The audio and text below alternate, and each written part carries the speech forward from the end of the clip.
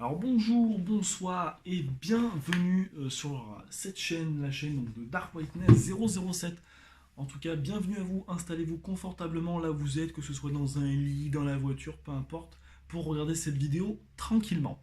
Je tiens d'abord à remercier tous ceux qui se sont abonnés à ma chaîne, ça fait extrêmement plaisir à tous ceux qui regardent mes vidéos. N'hésitez pas en tout cas à commenter, liker, disliker, peu importe, moi ça m'aide en fait au référencement de mes vidéos, tout simplement. Et c'est le meilleur soutien que vous pouvez m'apporter à cette chaîne qui est une chaîne à but non lucratif. Voilà, c'est vraiment partager une passion, c'est discuter un peu avec vous, tout simplement. Tous mes réseaux sociaux donc, sont en lien de la description à chaque fois et je vous mets en début et en fin de vidéo, je vous mets une petite image, comme ça au moins vous pouvez voir un petit peu voilà, où est-ce que vous pouvez me suivre et où est-ce que vous pouvez me contacter si vous avez des questions ou si vous avez des suggestions pour des vidéos, des choses comme ça, c'est avec plaisir que je le ferai tout simplement. Et donc vous allez me dire mais qu'est-ce qu'on va parler aujourd'hui? Et bien aujourd'hui j'avais envie de parler avec vous d'un sujet qui est quand même important, un sujet qui concerne tout le monde. Et vous allez me dire lequel?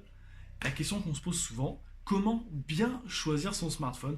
C'est une question que beaucoup de personnes se posent parce que il faut quand même se le dire, à l'heure d'Internet, des réseaux sociaux, le téléphone est aujourd'hui un élément indispensable. Il vous en faut un. Il y a des gens qui vous disent non, non, non.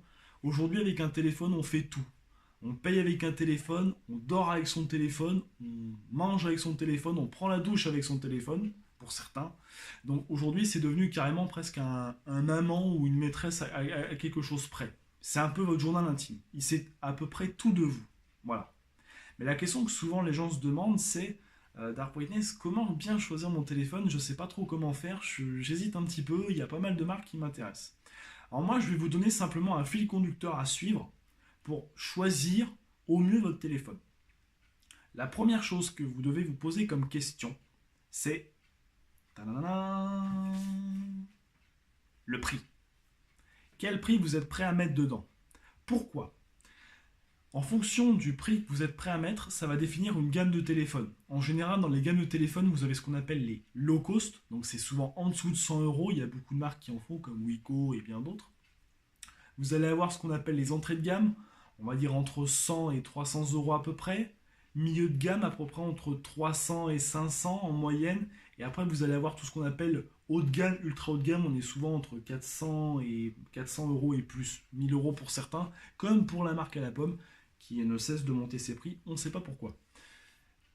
C'est pas méchant ce que je dis, mais c'est quand même sincère. Une fois que vous connaissez le prix, par exemple, on va dire, vous avez que, je sais pas, un budget moyen, 150 euros à mettre dedans. À partir du moment où vous savez le prix, déjà, ça vous permet d'éliminer plein de modèles de téléphone. Plein. Donc ça réduit forcément votre choix, c'est sûr, mais au moins déjà, vous allez recentrer plus votre choix. Ensuite, une fois que vous connaissez le prix du mobile, en tout cas de ce que vous êtes prêt à mettre dedans, il faut impérativement se poser la question de quelle est votre utilisation. C'est-à-dire, qu'est-ce que vous faites de votre téléphone? Est-ce que vous allez simplement appeler, en prendre des photos, ce genre de choses? Est-ce que vous allez jouer aux jeux vidéo, les applications? Je vous rassure tout de suite, aujourd'hui, normalement, n'importe quel smartphone vendu en France, je parle pour la France ici, permet d'aller sur Internet, faire des réseaux sociaux, envoyer un email, prendre des photos. Tous ces smartphones aujourd'hui le permettent parce que c'est le b.a.-ba. S'ils ne le font pas, ils ne se vendent pas, tout simplement. C'est ce qui s'est passé en partie avec Windows Phone, où il n'y avait pas Snapchat dessus, et forcément, toutes les applications qui sont hyper utilisées, du coup, tout simplement, ça les a propulsés tout en bas. Cette utilisation-là, une fois que vous la connaissez, si par exemple vous êtes plutôt un utilisateur lambda, vous utilisez juste votre téléphone pour appeler, textoter, je ne suis pas convaincu que mettre 1000 euros dans un téléphone ce soit utile. Me prendre un téléphone à 100, 150 euros, il fera largement l'affaire. Si vous êtes plutôt un geek, vous jouez à beaucoup d'applications comme PUBG et bien d'autres sur mobile. Là, je vous conseille plutôt des téléphones à type moyen, voire haut de gamme. Donc, en termes de caractéristiques, pour vous donner un ordre d'idée, si on prend chez Qualcomm, donc Qualcomm, les Qualcomm Snapdragon, à partir déjà du 625 et au-dessus, même 800 et tout ça, on est quand même assez large. Voilà, vous serez tranquille, ces téléphones vous permettent de faire ça.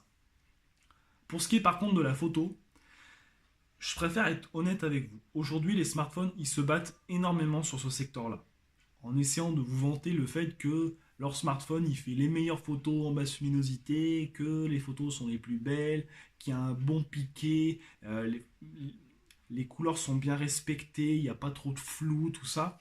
Sachez quand même une chose, et ça c'est important, c'est qu'un téléphone portable, c'est pas un appareil photo réflexe.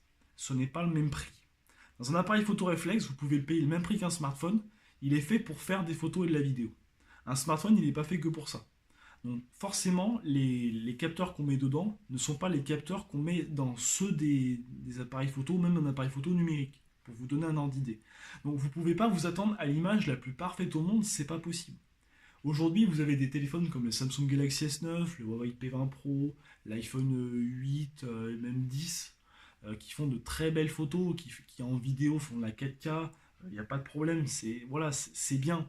Mais vous n'aurez pas le même rendu qu'avec du matériel, on va dire, professionnel. Donc, tout ce qui est d'un point de vue photo, vous en mettez pas. Après, les gens se demandent à quoi servent, par exemple, les doubles modules à l'arrière. L'intérêt, c'est qu'en fait, en général, vous avez un module principal et vous en avez un secondaire qui vous permet en fait de faire un grand angle. C'est-à-dire d'avoir une image un peu plus large, tout en essayant de conserver, on va dire, l'image. Cette technologie, pourquoi elle est utilisée? Parce qu'en fait, plutôt que de mettre qu'un seul capteur qui aura ses avantages et ses défauts, il vaut mieux en mettre, entre guillemets, deux, mais qui chacun va apporter quelque chose en fait à la photo, et même en vidéo, et donc vous permettre d'en tirer la meilleure qualité possible. Sur les caméras avant, en général, on est plutôt sur des caméras de qualité moyenne. Euh, le nombre de mégapixels ne veut pas dire grand chose. C'est sûr que 8, ça sera toujours meilleur que 1,3, ça c'est évident, mais ça ne justifie pas tout. Voilà, c'est vraiment fait pour faire de la selfie. Une fois que vous connaissez l'utilisation de votre smartphone, que vous savez ce que vous allez en faire, il y a une autre chose qui est hyper importante, c'est quelle est la marque que vous allez acheter. Je vais être clair avec vous tout de suite. Pour moi, il n'y a pas de bons ou mauvais élèves. Je m'explique pourquoi. Les téléphones sont souvent fabriqués dans les mêmes pays, parfois dans les mêmes usines, simplement on change simplement le logo, tout simplement.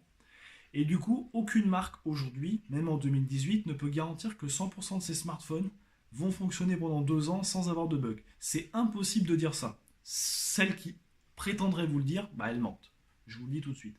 Moi, j'ai eu des marques de téléphones comme Asus, j'ai eu un iPhone, Huawei, Nokia, plein.